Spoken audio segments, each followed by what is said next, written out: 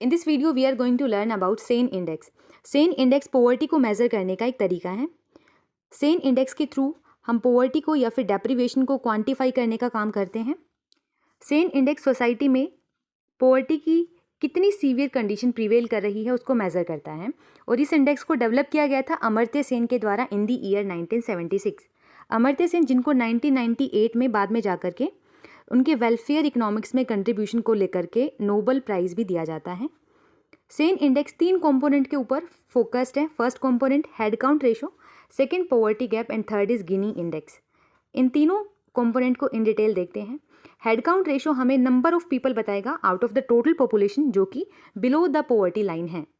Head count ratio हमें सिर्फ और सिर्फ एक्सटेंट बताता है कि पॉवर्टी किस हद तक फैली हुई है, उसके बारे में बताएगा हमें head count ratio. Now poverty gap हमें क्या बताता है? पॉवर्टी गैप हमें इंटेंसिटी के बारे में बताता है कि बिलो द पॉवर्टी लाइन जो लोग हैं वो कितने डेविएट कर रहे हैं इस पॉवर्टी लाइन से, कितनी कम उनकी इनकम है। तो पॉवर्टी गैप को आप यहाँ पे इनकम गैप कंसीडर कर सकते हो।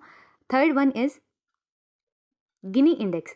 गिनी इंडेक्स बताता है डेप्रीविएशन है जो लोगों पुअर लोगों के बीच में जो डेप्रीविएशन है उसमें कितनी वेरिएशन है उसको मेज़र करने का काम करता है गिनी इंडेक्स। बेसिकली इनइक्वालिटी को मेज़र करता है with in the poor, with in a nation poor लोगों के बीच में जो इनइक्वालिटी है, जो वेरिएशन है डेप्रीविएशन को लेकर के, उसको मेज़र करने का काम करता है Gini index.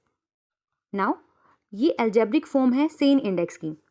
S is equal to H multiply by I plus 1 minus I multiply by GP।